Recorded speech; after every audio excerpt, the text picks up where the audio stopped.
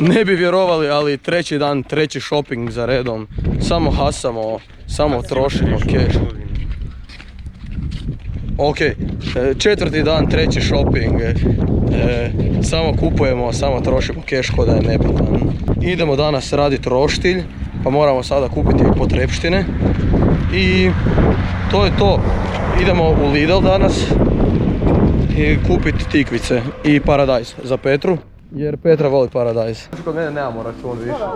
Shopping obavljen uspješno. Spremni smo za kuvanje na najjače batu. Evo isprobavam da li je roštilj dosta zagrijan.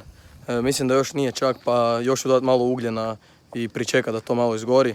I onda se bacamo na apsolutno pun pogon pečenja povrća.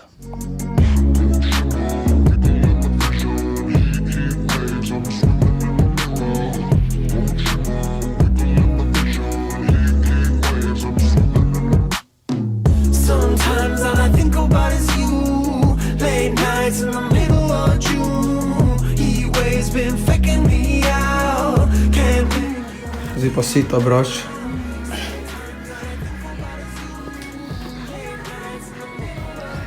Sit, brat. Dobar tek, pičko.